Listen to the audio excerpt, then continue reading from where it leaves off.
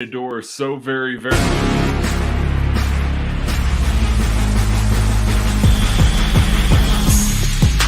We have the quarterback of the Kansas State Wildcats, Big 12 champion Will Howard. So excited to announce Kansas City Sports Network's new soccer channel. They're taking advantage of a look that they utilized earlier in the game to show the jet sweep motion. It's a live edition of the KC Laboratory presented by Emprise. You kind of root for guys to have those moments, and that was certainly a big moment. Welcome into Mizzou, That's True, your podcast from Missouri Athletics here on KC Sports Network. Welcome, everybody, to the Border War Podcast. Welcome back. Another episode of Ain't No Season Podcast. You are listening to KC Sports Network, proudly presented by Emprise Bank. It's a live edition of the KC Laboratory presented by Emprise Bank, member FDIC. I want to wish everyone a happy Justin Ross season day. To those that are celebrating, a happy Nico Remigio Monday to those that are celebrating, and a happy Craig is great to all who celebrate. Hi, Craig Stout. How are you? I mean, I was okay with everything you said. I was hoping that you were going to go with Chu Godric because he deserves the shout out that he didn't get on the postgame show yesterday, but instead you went the wrong direction with that. You made it worse, buddy. Oh, Craig, you're great. You're wonderful. I love you dearly, and I'm so excited to be doing this show. Maddie is gone today as well. He'll be back later this week. So He's not okay, by the way. He's not okay. He's not okay? No. You normally say when I'm gone, you say, hey, Craig's okay. It's okay. So I'm just filling it in by saying Maddie's not okay. You do understand why I do that, right? Why is that? Just people think I've died because I'm so old. It's because you're just such a big attraction that I want to ensure that people don't freak out and, assume the worst of our leader. Anyways, Maddie is wonderful. He's finishing up his vacay. He'll be back later this week. I know he's going to have all kinds of takes because we've been talking about everything for the last, 32 hours about this football team. We got plenty to cover today. I think it's just, continued discussion about the aftermath of that game that we just got to see on Sunday. We've all had a chance to rewatch it at this point. And I know there's going to be takes about the first team offense, and there's going to be discussions about, the core of players that are going to, be on this team. And when you have such a well-established roster the way the Chiefs do, with literally the greatest player to ever grace the National Football League, when you have so many players returning from a Super Bowl, the attention tends to kind of shift towards what can be done to sustain the excellence of this roster? What can be done to sustain the excellence of this football team? And that's often revealed in how your young guys are looking. Last year, the Chiefs hit a grand slam with their draft picks, their entire draft class looking good. I mean, Darian Kennard held his own along the interior this week too. I mean, he looked pretty good. you can point to 10 players. I mean, Najee Johnson was showing something. You can point to literally every single one of those players in some capacity being a hit. And so it's how do you keep the train rolling? How do you continue to sustain that success? And it's the next wave, the next young wave. And Craig, I mean, your first look at this young wave, you got to feel good about what you saw out of them. Yeah. I mean, all the nitpicks and the gripes and everything like that we can really lay at the feet of this team in preseason week 1 were all veterans. I don't really have any complaints about the young players coming into their own, specifically the rookies. And I mean, I know we talked about them a little bit yesterday, but that second string DB group that Echo Boyado, Halasi, Khalif the Thief, Khalif Halasi, and Shamari Connor, those three guys played so well. You got now, granted, safety play behind him was really good too. Mike Edwards played really well back there. He had a much better game than maybe I gave him credit for initially. I thought that he played well, but it was really good. But those three guys coming in as rookies, the moment wasn't too big for them at all. And two of those guys are undrafted free agents, and the other one's a day 3 guy. Like, we're doing this again with the DB room, where we spent so many years talking about how Brett Veach just kind of bargain bin shops at cornerback, how he doesn't invest in that position. They just kind of get by, and they're fine with playing split safety looks. And Steve Spagnuolo has adapted a little bit from, some of his single high stuff earlier in New York, and now he's got to play more too high because of the talent in front of him. Guys, the entire league's playing too high. And I think the Chiefs have realized a market deficiency here and said, hey, listen, we're not going to splurge huge assets. And I say that Trent McDuffie's here, and he was very good, but they're not going to splurge huge assets on the cornerback position maybe ever again. Like, we're to the point now where they're just content to add day 3 guys, give them the safety help they need, and say, go out there, play physical, have the sort of length that we expect from you, and just try and contend at the ball. Like, that's the best that they can do there. And they keep finding guys time and time again. I'm just absolutely floored that it has happened yet again with this team, that there are promising rookies that are day 3 and UDFAs that are contending for roster spots on this team again. I'll throw Nick Jones' name in there too. Oh yeah. Yeah. I mean, like, just they're definitely, they're onto something in the cornerback room. I think it's a combination of, like, they've been able to identify some guys that have, some interesting, athletic traits. I mean, Echo Boyedo, I believe, ran a really fast 40 time.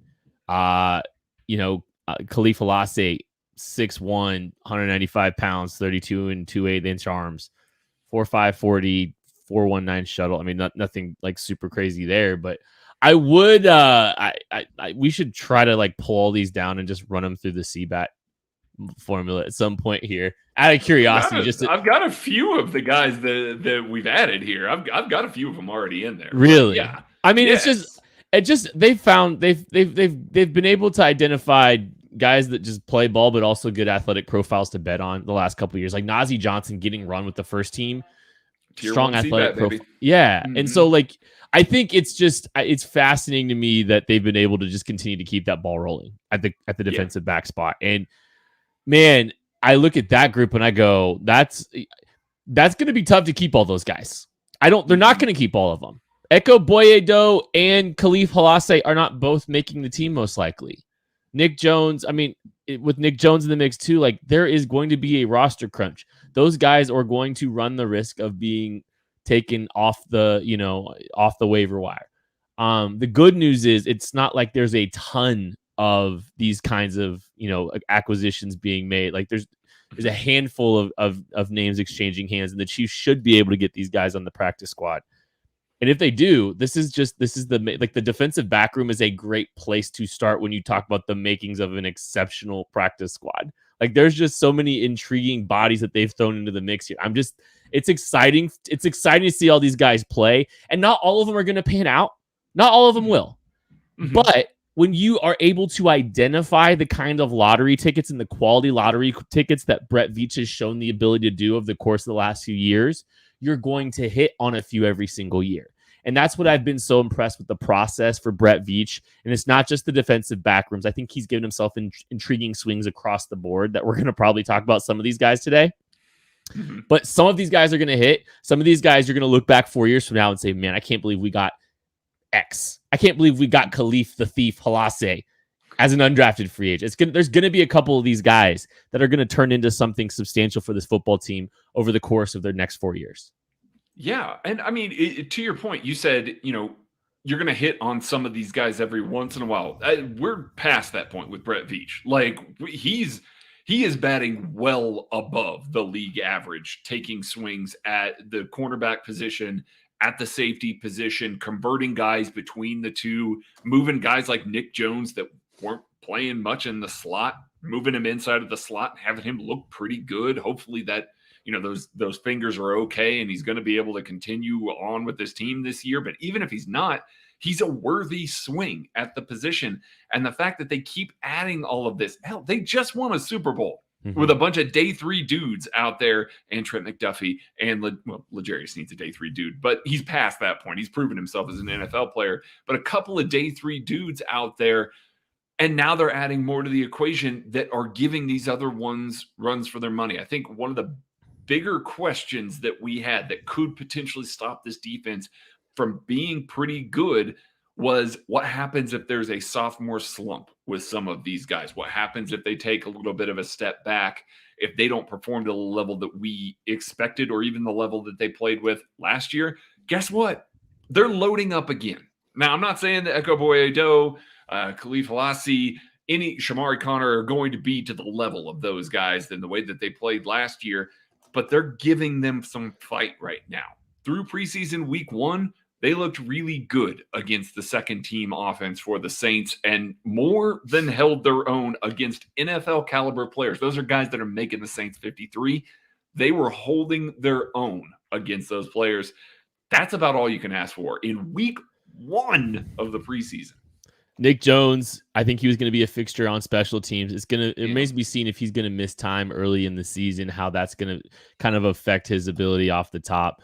And I could present some opportunities from some other guys to step in on a special teams capacity, and especially considering Najee Johnson is hurt as well. So I think, Echo Boye-Doe, Khalif Halassi, those are 2 guys that I think are going to have to try to separate themselves a little bit on special teams to give themselves a chance at maybe making that initial 53-man roster.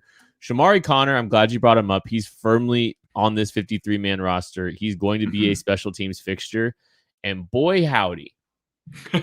I thought he played, I think it's always a little tricky to see exactly if he's right or wrong consistently, but like you said earlier, the moment wasn't too big for him.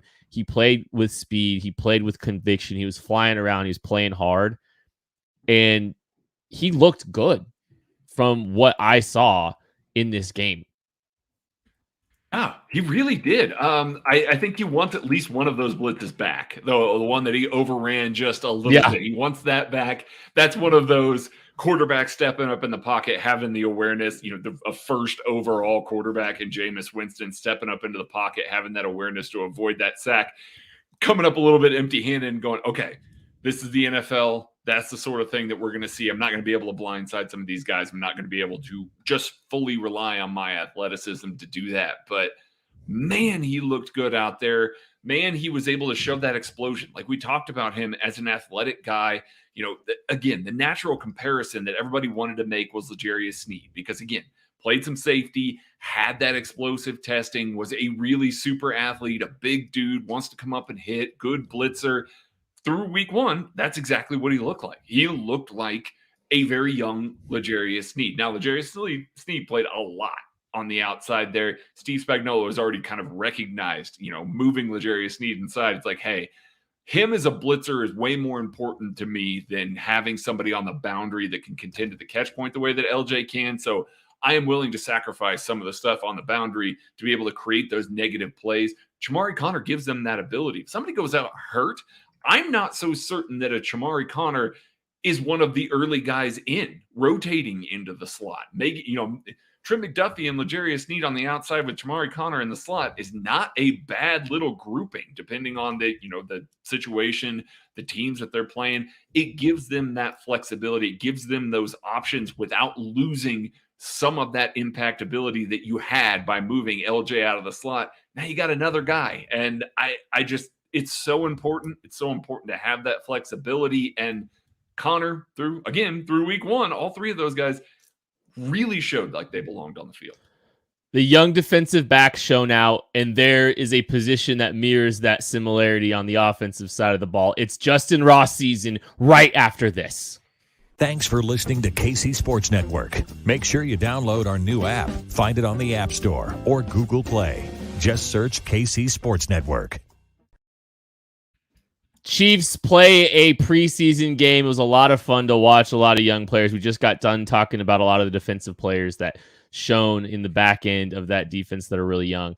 The receivers, the story of the entire offseason. What are the Chiefs going to do with the receiver position? How are the Chiefs going to navigate Juju Smith and no big additions? all this discourse. I'm not, and this isn't me slandering all that, because guess what? That was like, felt like an episode a week for us. Like, that was one of the big sticking points for this position or for this entire roster. And, I don't think it was unjustified for people on the outside looking into, questions. And candidly, there's still plenty of questions about the receiver spot.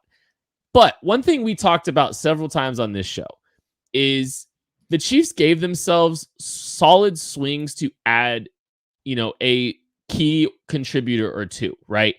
You say, okay, one of Sky Moore and Rashee Rice and Justin Ross and Richie James, like one or two of these guys is going to step up and exceed expectations, because just the numbers game seems to, typically indicate that there's opportunities for someone to step up, right? You have to be encouraged up and down this receiving room without the presumed wide receiver one, Kadarius Toney, on the even playing. You have to be completely over the moon for what you saw early out of some of these young players that are just showing out, making plays. There's reasons to be excited and to gas up the receiving room. It's been the storyline forever.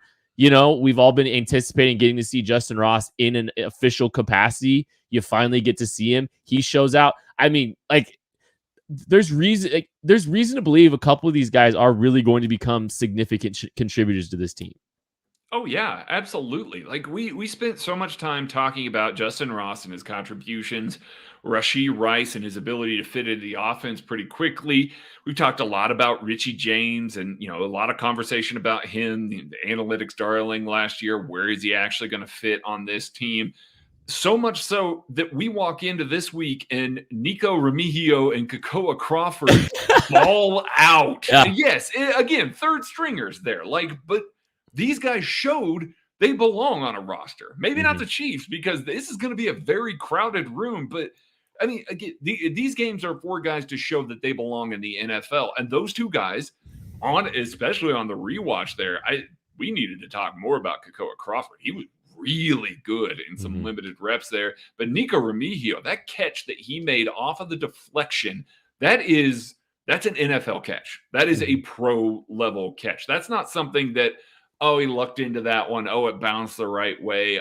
Things happen like that. The body adjustment that he had to make to go up to get that, he moved like an NFL player already, but making those types of catches shows that he's more than just, an athlete on the field running around out there. Yes, he did have a drop early. Ended up probably being for the best. He was going to get hit almost immediately there, but looked really good doing that. And that's a guy that probably isn't making this roster, Ken. I know that everybody watched that game. They're seeing Kekoa Crawford, they're seeing Nico Remigio, and they're mad at Justin Watson. Like, let's talk about it.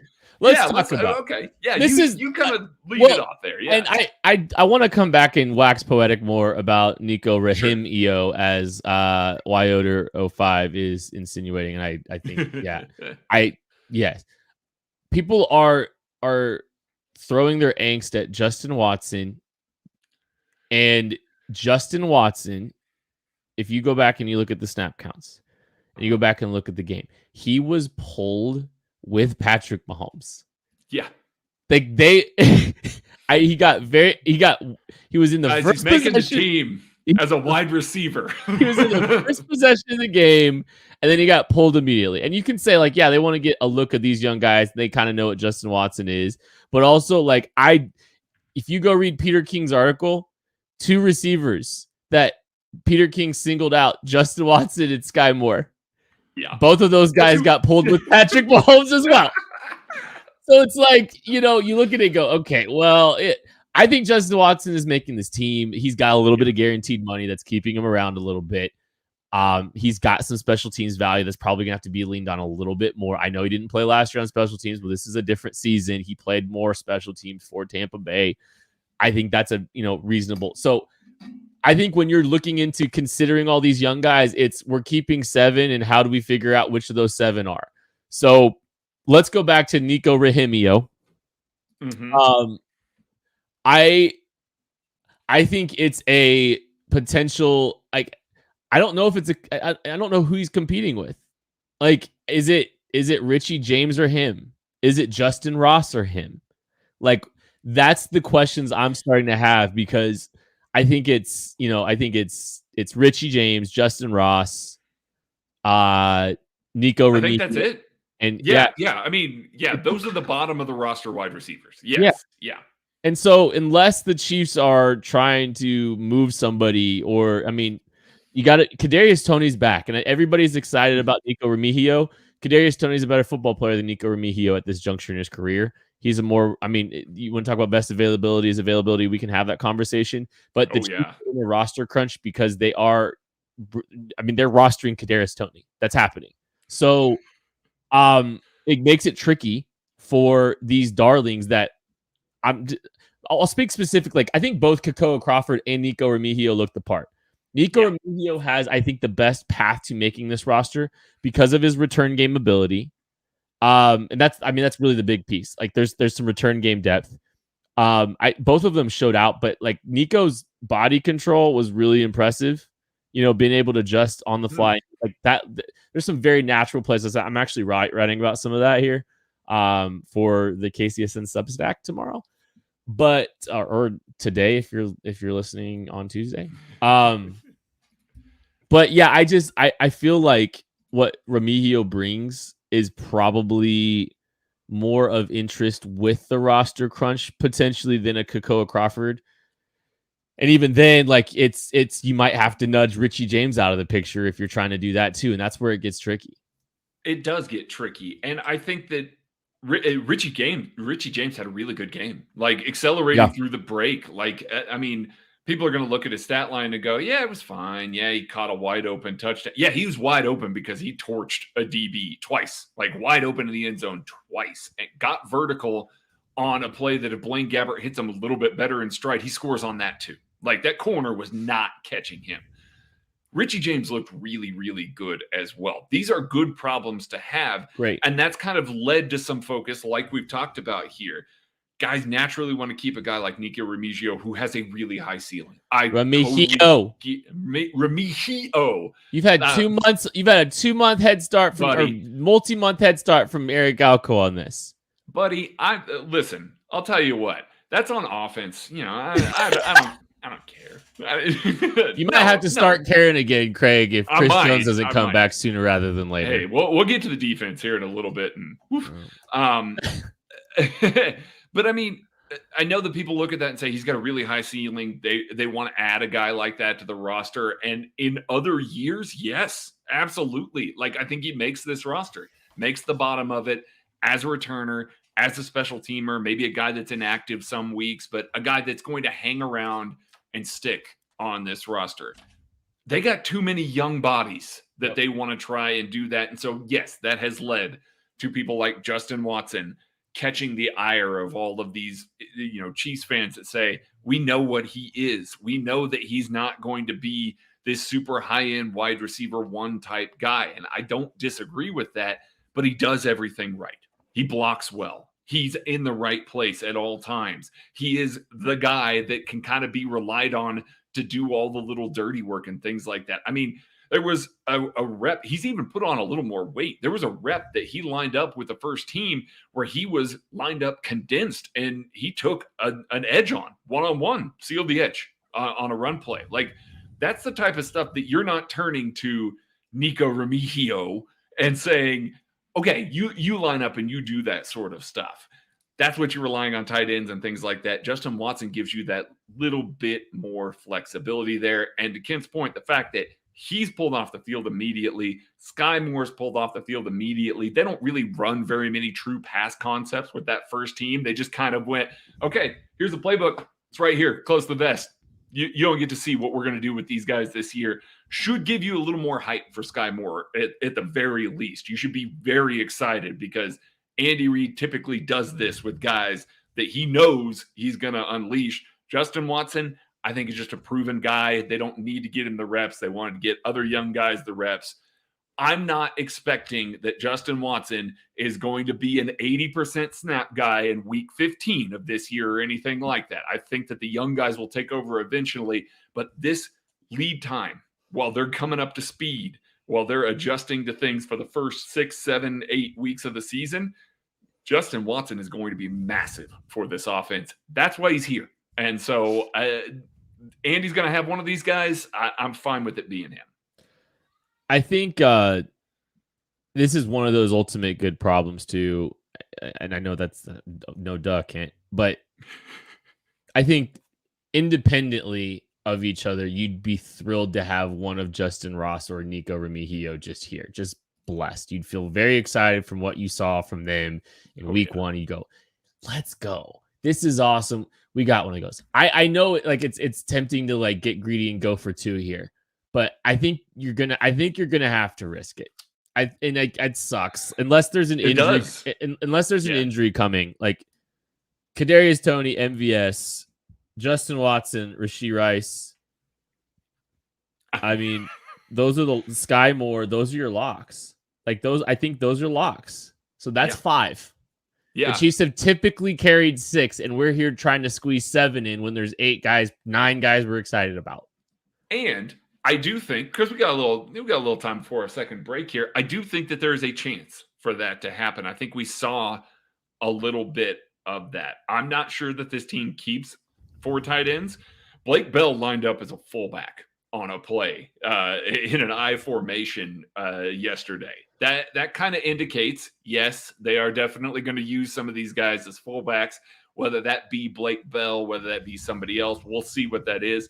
I think they can escape without that 4th tight end, and I think they might be able to escape skimping a little bit on the offensive line. And we talked about it a little bit yesterday. Wanya Morris playing that well affords you a little bit of flexibility on the roster. You know who didn't play very much? Lucas Niang. Now, the team knows what Lucas Niang is. Do they? I mean, he's been in camp. How about that? He's been in camp for 3 years. So they know the individual.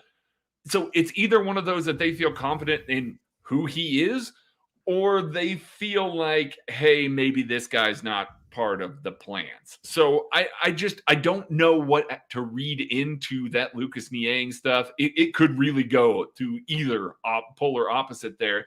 But Wanya Morris playing well at right tackle and left tackle may give you the chance to skimp on offensive line a little bit more, not have to carry one of those extra guys, keeping a guy like Chu Godric, who looked the part in his first game ever, by the way, ever playing organized football, was on the field in a preseason week. How?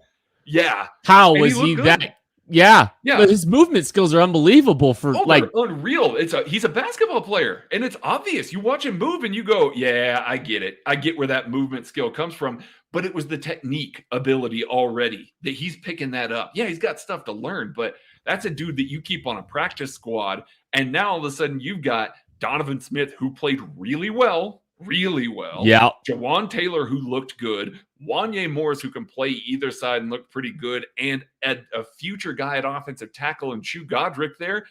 I'm fine on the practice squad. I'm fine with those 4. Like, I'm fine with skimping on offensive tackle and keeping that 7th wide receiver because you can get away with it that way. Yeah, I think they're going to try to find a way to keep 7. It's going to be tricky to keep 8. And that's I don't 8 is almost entirely out of the question. But unless they're IRing Kadarius Toney immediately. Yeah. Which they're not. Yeah. They're not. It's the most fascinating trend bucking roster construction I think we're ever going to see from Andy Reid. Like, there's, like, I know you've kind of analyzed some trends, but I could see him getting real weird with this one. You know, they're dropping the fullback. That's already Andy Reid weird. But I mean, I don't think they should keep 4 tight ends. I haven't seen enough. To make me think. Yeah. Here's the thing. And I think I fell victim to like just assuming Blake Bell was a lock for this roster, especially without the fullback. But Blake Bell's older. Blake Bell's 2 years older than he was, 3-4 years older than he was his first stint in Kansas City. And he's not that dude. And he wasn't that dude this year. Like, this last season. So, like, why are we considering him a lock? He's an inline blocker. Yes. Like, he's an inline blocker. You can line him up at the Y, and you couldn't trust a guy like Noah Gray to maybe do that before, or Jody Fortson to do that before. And this team has done that. over the past year, and they've been fine with it. So the logic behind Blake Bell on this roster is he's a really good inline blocker. But if you got Noah Gray and Jody Fortson you trust to do it, then why? Like, those guys have a little higher upside. There's another wrench in the offensive side of the roster construction that we're going to talk about right after this. Thanks for listening to KC Sports Network. Make sure you download our new app. Find it on the App Store or Google Play. Just search KC Sports Network. What's good, everybody? It is Ben Heisler from Benny and the Bets here on KCSN. And if you are ready to go the distance and improve your golf game like I am in the process of doing, I want you to head on over to PXG right here in Kansas City and take the PXG Gen 6 Driver Challenge. They are confident in the Gen 6 that they're putting their money where their mouth is. If their Gen 6 driver does not deliver more distance, more carry and roll, higher dispersion compared to your current driver when you go in for a fitting, they got you covered with a $100 MasterCard reward card. That's it. Go in for a driver fitting, see if your driver is up to their driver, and if it is, you get a $100 MasterCard reward card in the process. This is an unbelievable opportunity to upgrade your game with a custom fit PXG fitting. I've had it at the Kansas City store with Alex. It was one of the great experiences I've had in a golf fitting, period. So take the PXG Gen 6 driver all throughout the month of August and get ready to hit those fairways with confidence. So visit your local Kansas City store or head on over to pxg.com for all the terms and conditions. PXG, nobody makes golf clubs the way we do, period. Roster construction might be super weird for this year. And one of the players that might have just been throwing a wrench into some things is the guy that the Chiefs have been very intentional about keeping around the last couple of years as a third quarterback, something that they hadn't been doing prior to last year and made sure that they did towards the end of the year prior. Shane Buechele, the Shane Buechele experience. Craig, I know you're a big note taker, and I know you were taking all kinds of notes on Shane Buechele while you were watching yesterday's preseason game. I was. And for the video watcher, you're going to see these notes in person here. But for the home listener, it says, maybe they just keep 2 QBs. That was my first note. Maybe they just keep 2 QBs. And then I crossed it out and I wrote, nope, Shane a gamer. That's what I wrote. Like, that's what you got to see. I think the people have been out at camp. They've seen Shane Buechele. They've seen him kind of playing out there. And they're like, yeah, I don't know that I get it. I don't know what we're doing here. I don't know that the third quarterback spot is so important that they really need to keep this, even with the new rules saying that if you have that third quarterback on your 53-man roster, you can leave him inactive all season and still have him come up if 2 guys get hurt. Shane just looks different when they're in a game. And I think we saw this last year in the preseason too, that all of a sudden you're just like, wow, you throw him into the mix a little bit. You throw him into those situations, and maybe there's a little bit of a come-up period where he's not playing well. Again, that maybe they keep 2 QBs. And then you see him doing stuff that you're like, oh, that's a little bit special. Like, I get why Andy Reid likes him. It's not just, getting out of 2 sacks and, throwing a sidearm dart in the middle of the end zone there for his second touchdown. That was awesome. Patrick Mahomes loved that as well. But it was some of the other stuff leading up to that. He was spreading the ball around. He was throwing some darts there after he got comfortable. He just needed to get in that rhythm again. And you got to see all of a sudden, it's like, that's why Andy likes him. That's why he wants this guy on the roster. That's the young guy that he's at least confident showing up and putting his body on the line and doing things that, other guys that maybe we've liked in the past that were like, hey, take a flyer on that guy. Maybe that's why he hasn't done it, because he's seeing this guy do similar things in practice. Yeah. It's been hard to kind of squint and see the things that are appealing to the Chiefs, but I think last night showed a lot of the reasons to be excited about Shane Buechele as a potential backup. Now, he deserves a ton of credit for what he did. I think he played very well after the first couple throws. Like, the first 2 passes he threw were interceptable, but then you saw him getting creative, making plays out of structure, getting the ball out on time a lot of time. Like, he wasn't hanging on the ball too long. Like, he was, decisive and efficient and all that stuff. he's just another player that's just going to make these conversations difficult because like the Chiefs have been very intentional about keeping him. He got to show a little bit of what was so appealing to him. But now in a big roster crunch, the Chiefs are still going to have to really make some difficult decisions. And the funny, like the Chiefs have a good pulse, and all these teams have a good pulse of who will make it and who won't through the waiver wire. Just like there's a pretty good pulse and understanding of when a team knows like they're probably going to lose somebody or they think somebody can clear. It's going to be interesting. Like you might be terrified, and the Chiefs could get caught with their pants down for sure. You could be terrified, but like they have a decent understanding of what they're gonna be able to get away with when it comes to some of this. And not a lot of players are swiped off 53-man rosters and put on active rosters very often. It's not like it's just a long list, but the Chiefs definitely have some candidates. And Shane Buechele, because of the premium on the position, maybe that's just a non-negotiable for the Chiefs, and they're going to have to try to get creative elsewhere with this roster. Maybe they think they can sneak him on. Who knows? But good for Shane Buechele showing what he's capable of doing. I want to get to the rest of everything.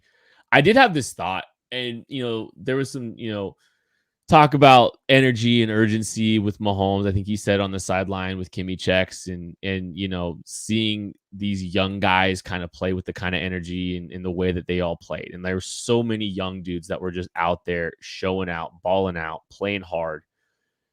And it got me thinking a little bit about Patrick Mahomes and his growth and ascent. He's always been an elite player, and your quarterback is by nature a leader. And I'm not going to say that the 2018 team wasn't Patrick Mahomes' team or the 19 team, whatever. But it definitely feels different, and there feels like a different kind of gravity and standard being set by Patrick Mahomes that everybody's falling in line with. Every single veteran across the room is falling in line with. He's just gotten to a certain point in his NFL career and his age, whatever it is. And it just feels like these young guys are responding to the standard. And it just, you see all this competition and you see all this depth and these young guys that are fighting for spots that are, that are playing really well. And we're having conversations about 9 different wide receivers for at most probably 7 roster spots. Yeah. And we're looking at, some of these, the young offensive linemen. There's some we'll talk about here, I'm sure, in a minute. And you look at the last couple draft classes and, how hard they're playing, some of the early growth and all that stuff. I think it just speaks to, obviously Andy Reid's always set a tone and a culture, but now you have the greatest player in the world setting a standard, leading, holding people accountable, demanding, having high levels of expectations and demanding greatness from the rest of his team. And it sounds so cliche and weird, but at the same time, I don't think it's an accident that we're overjoyed with 53 through 90 on this roster right now either. And so it's just a cycle that's really exciting and fun to watch. And I don't want to just claim everything's Mahomes, but it definitely seems like there is something tangible happening with how this team is operating the last couple of years. And I think it correlates with Act 2 of the Mahomes era beginning. Yeah, I can definitely see that. Andy Reid deserves of course, 1,000,000% credit as well. But I mean, his trust level in Mahomes to handle business and make sure that everybody's kind of up to speed and working the way that he wants them to. I mean, Peter King releases an article, yesterday. Was it yesterday or was it this morning? It's been a long day. Either way, he releases. Technically last night. I read it right before I went to bed. That's why.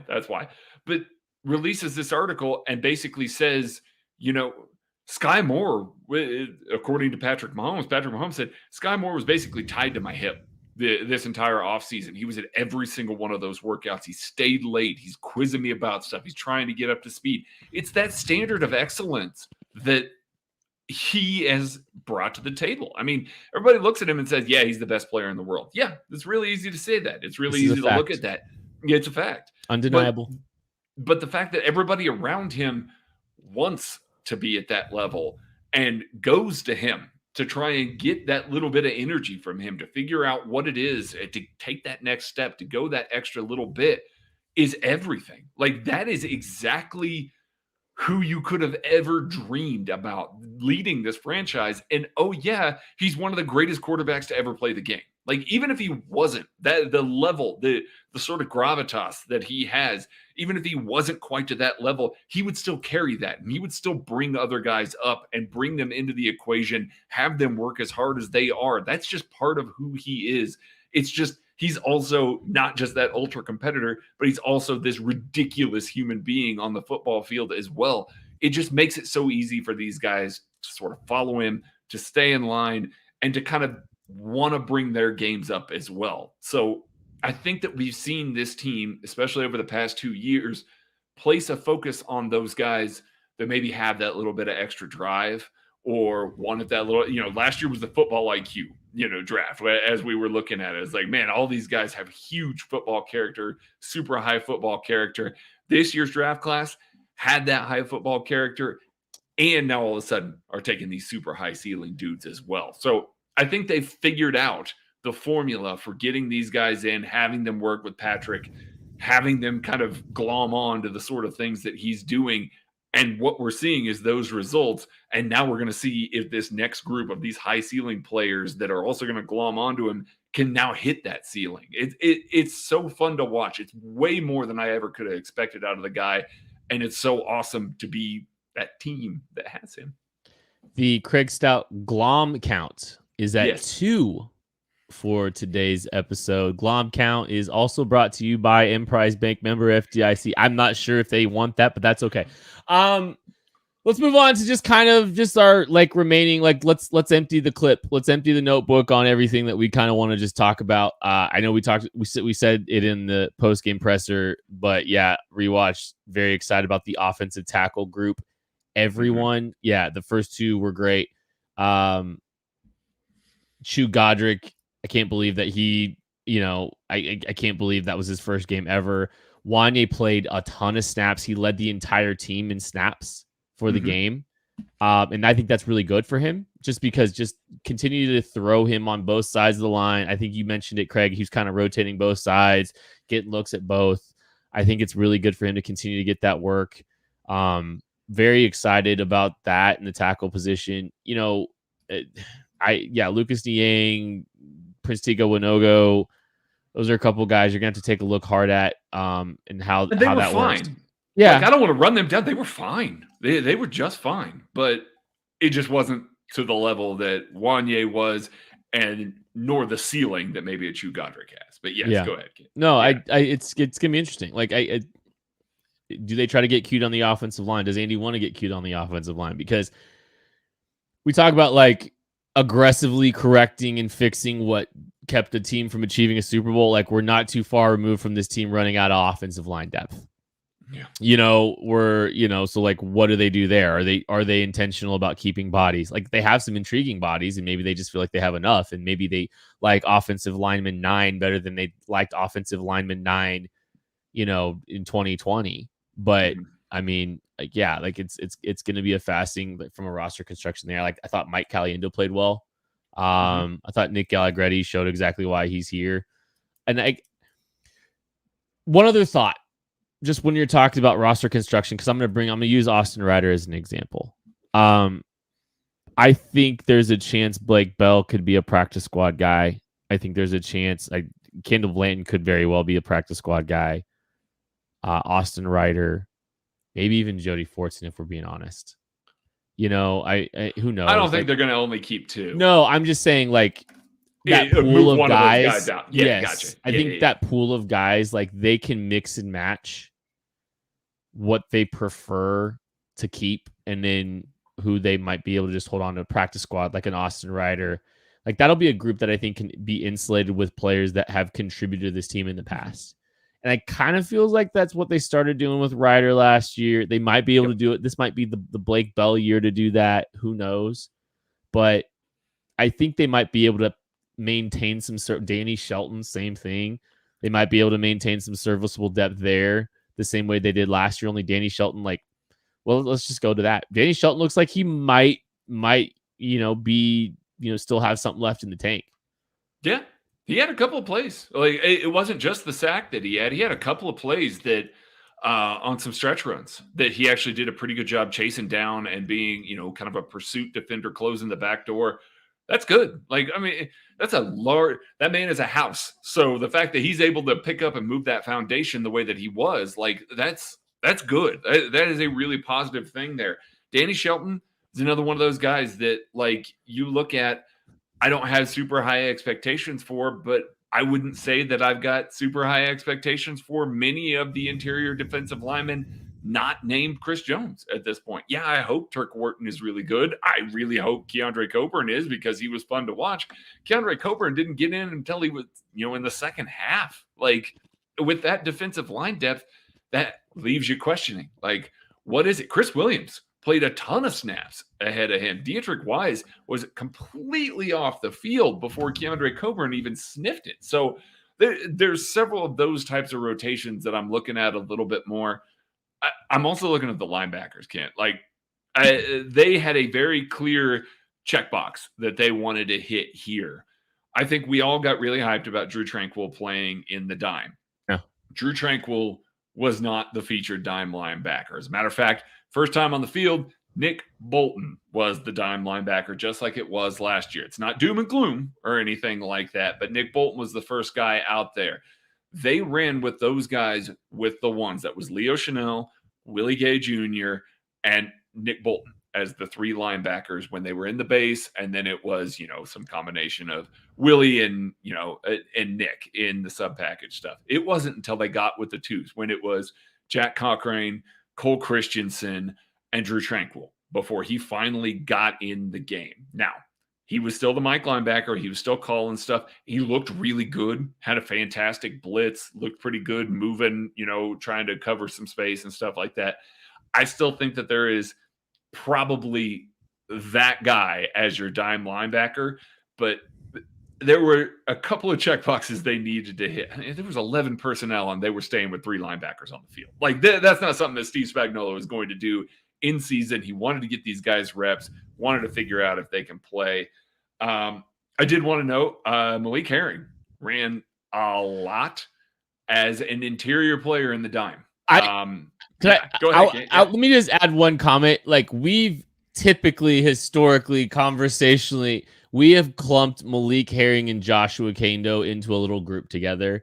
And I'm here to tell you that cluster has been busted. Yeah. It is Malik Herring in a gap.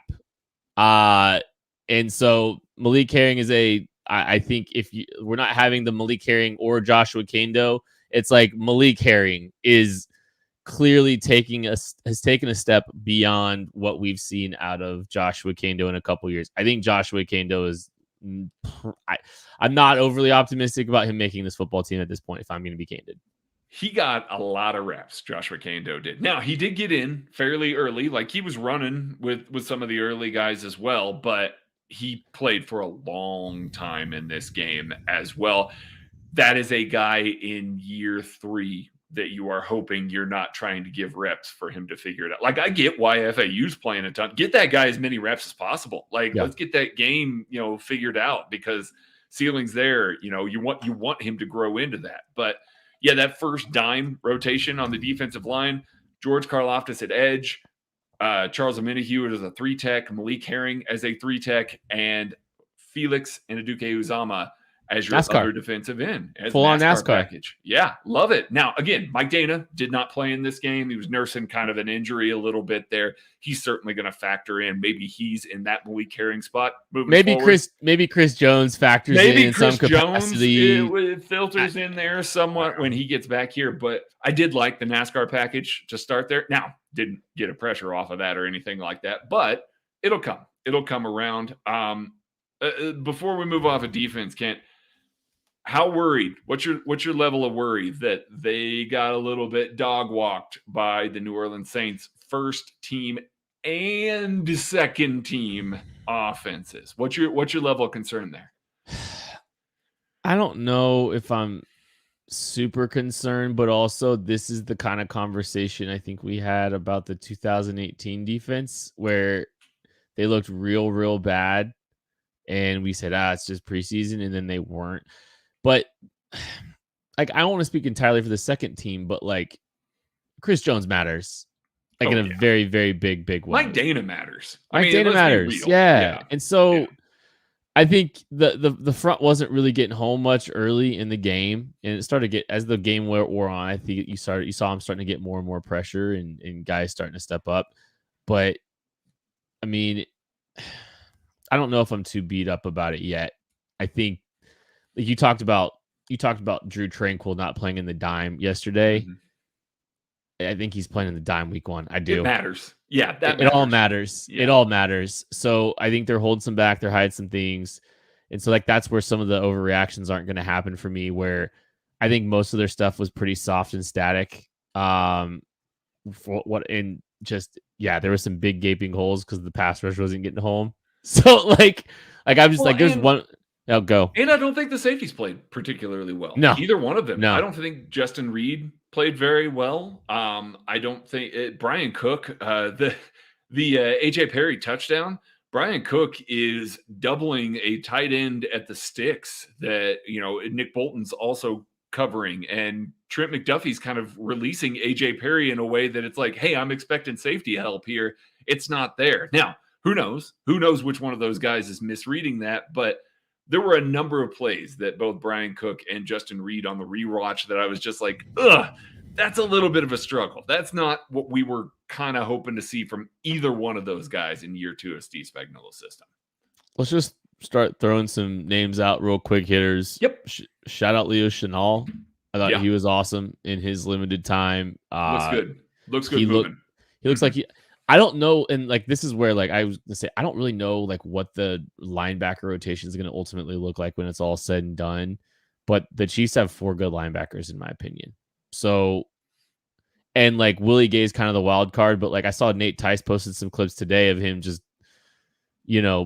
breaking up full head of steam against a fullback, disengaging and making a tackle. It's like, that's what like, he does. It's the reminder. It's the reminder. Like, it might be a little bit grab bag with like what you're getting out of him play by play. Maybe you talk about him maybe needing some adjustments and Darius Harris having to step in, but man, some of those plays are impactful. So like I'm hyped about the linebacker core. It was fun to see. Like Leo Chenal is one of those guys I was really excited to see. We didn't get a huge sample size of him playing, but like what you saw out of him was really exciting. So that's just one of those quick hitter, empty the notebooks. Craig, you got anything else? Yeah, Blake Bell did get some first team reps in 13 personnel. So it's something to keep an eye on there. I know that we've been kind of talking about that. Mike Edwards was the guy to come in the dime. He was basically the 6th DB that entered the fray there.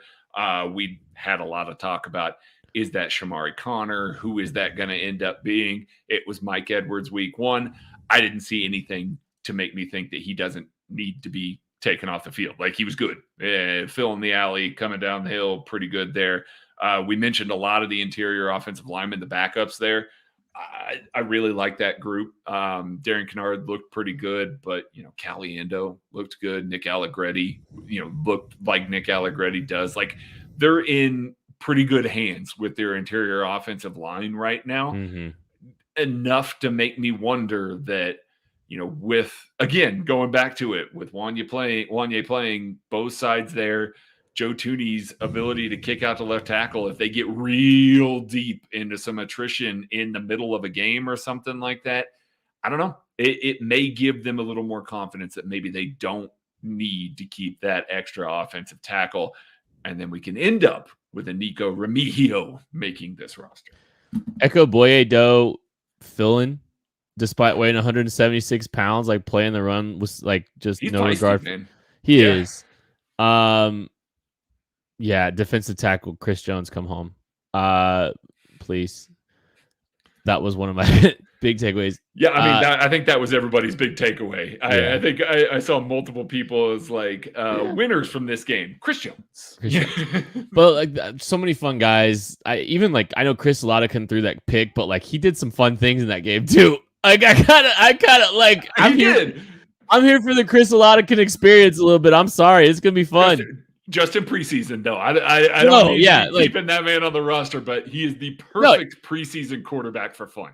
I'm fully, if they keep him on the practice squad, I 100% understand why. Like this, like think about these are some of the names that could be on the practice squad. You got Kakoa Crawford, Amir Smith Marset, you might see a Jerome Carvin, a Chu Godric, Matt Bushman, Chris Oladikan, Truman Jones, Cam Jones, Khalid Colossi. Like all of these guys are not going to be on the practice squad. A couple might get poached, but like that list of players that we just just railed off there, like that is a lot of quality players that you want sticking around this building, because some of them could be very, like a couple of these guys can actually contribute down the road. So absolutely. I'm excited to see this group continue to play. I think you're going to get more clarity on things next week. So I think you're going to see, I think there was a lot more, file and rank veterans, oldest to youngest, tallest, shortest kind of lining up here this week. I think you'll see some shakeups in what guys are getting opportunities when in the game, who's getting looks where. This is going to be a big week upcoming on Saturday. We'll be previewing that game on Thursday. A lot of great stuff on KC Sports Network. Until then, make sure you're checking it out. That is it for the KC Laboratory. Happy Justin Ross season to all who celebrate. We'll catch you later.